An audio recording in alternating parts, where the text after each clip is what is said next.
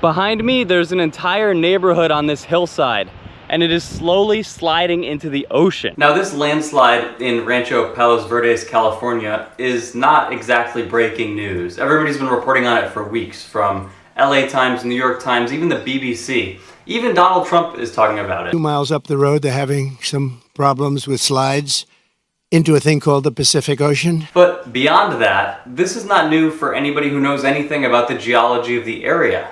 Palos Verdes has been sliding, most of this coastal part of the peninsula has been sliding since the 50s, if not the 30s. The first surveys that happened in this area showed that there was land movement happening, and people decided to build there anyway.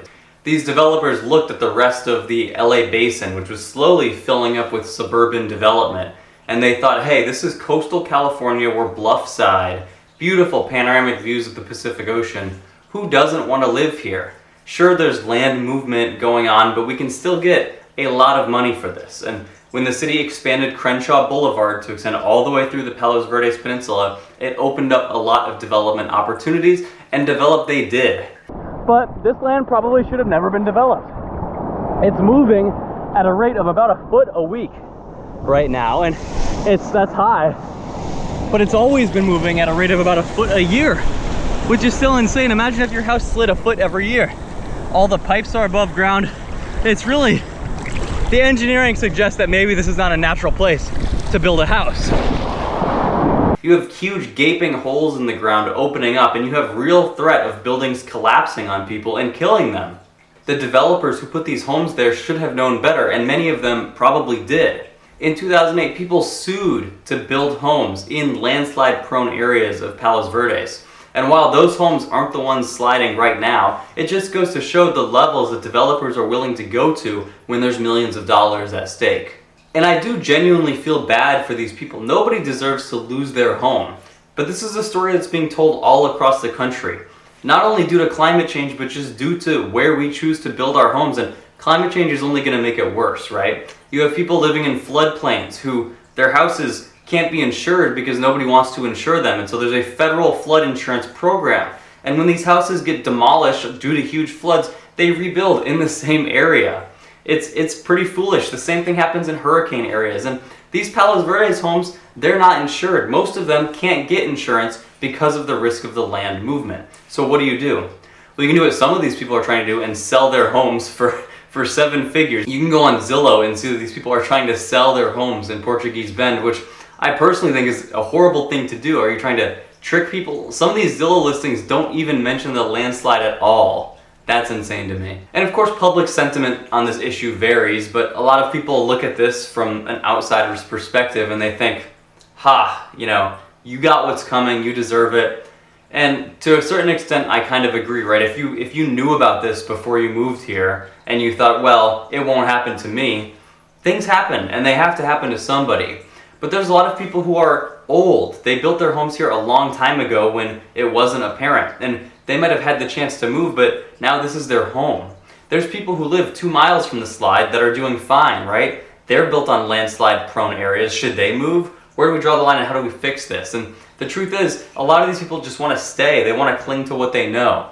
Driving around some of these communities, it's very nice. If you exclude the fact that it looks like a construction site right now. I was driving around, there's peacocks walking around, people riding horses. It's a very pleasant area to live, especially when you consider it's only like 20 miles from downtown Los Angeles. So of course people want to preserve this way of life. They spent a lot of money to be there. But at the end of the day, you can't, right? You can only cling on for so long before you literally fall into the ocean. And so the question is, what do we do, right? Do we compensate these people who probably knowingly moved there? Do we give them an option to move out? Because right now, as of today, September 12th or 13th, I forget, the conversation in Palos Verdes is, how are we going to fix this? How are we going to get back to the way it was? And I just don't think that's realistic, right? But that's how we operate. In hurricane-prone areas like Florida, we rebuild the houses on stilts and hope that it can survive. It's crazy to me, but that's sort of our mindset. This American way of viewing it is that your home is sacred and that there's nothing that should be able to take you away from your home unless you willingly leave. Today in California, you're still welcome to build your house in a wildfire-prone area. You're not going to get it insured, but you can build it. And then what happens when a wildfire inevitably comes? As I'm filming this, 100,000 acres of Southern California is on fire right now. The towns of Wrightwood and Lake Elsinore are threatened by fires, and these people are not going to move, even though next time the fire might encroach further. It might burn their house down, but that's where they live.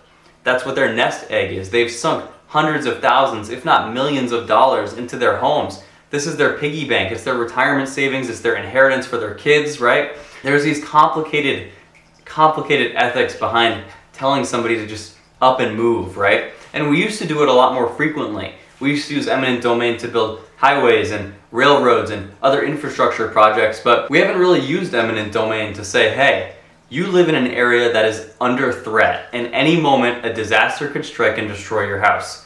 Before that happens, we're going to force you to sell your house to us. We're going to force you to move somewhere where this won't happen, and it'll protect us in the future. Right now, the people of Palos Verdes are begging the government, the state and federal government, to give them money, not to move, but to try to reinforce this, which, if you know anything about the geology, is a Sisyphusian task. You are never going to stop this from happening. And these people, they're delusional, right? And no fault to them, because of course, why wouldn't you be delusional? This is the system that we're operating in, right?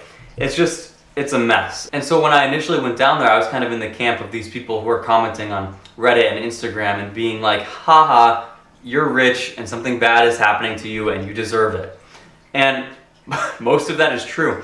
But after going there and visiting and seeing, you kind of realize, like, yeah, these people are just real people and they just made mistakes. And if it was your uncle or your grandfather, you would probably be a lot more understanding. And so I don't think we should bail these people. George, he's trying to open the cabinet. Look at this. Look at this. Oh, now he moves away. Now he's embarrassed. Interesting. Anyways, I don't know. It's a complicated issue, and I just think we should kind of give people a little more grace. But sorry about that. I got distracted a little bit. What I was going to say is that we have to be compassionate to these people because obviously they're going through a lot. But you have to understand sort of what Rancho Palos Verdes represents, right? The whole Palos Verdes Peninsula is sort of this rich suburb, but Rancho PV especially is this community for people who they want to draw from living in Los Angeles. They want to take the jobs. They want to take all of the benefits that come with it, all these great restaurants, all the access to the airports, the things that come with a big city. But they don't want to give. They don't want to put in their fair share. Their taxes go to PV schools, right? Because it's a separate city. Their taxes go to things like restricting hiker access by blocking public street parking near one of the most beautiful parks in the area. There's all these little things that they do where they want to take from the social fabric and they don't want to give back. They don't want to put any affordable housing in their neighborhoods. They want to restrict even things like public transit to certain specific roads. And so it just kind of shows that, like, you can do this. You can opt out of the social contract, but you shouldn't expect the rest of society to foot the bill when your houses are sliding into the ocean, right? And so what I think is, support obviously these people, and if you on a personal level want to, I don't know, house a Rancho PV refugee, not that anybody's going to end up homeless because of this. I mean, real talk, these people are wealthy. But if you want to do something on an individual level, that's fine. But our tax money should not be going towards, especially not going towards reinforcing these communities to prevent landslides in the future when we can't do that, right? So, yeah, I mean, it's just a silly situation. I mean, I don't know. But I legitimately feel bad for these people, too, at the same time, especially the elderly and the kids who are affected by it. The people who don't make these decisions, or at least made these decisions under a different pretense. So let me know what you think, and I'll cut to the end. Yeah, Have a good one. Thanks for watching. Now, they're living off Social Security.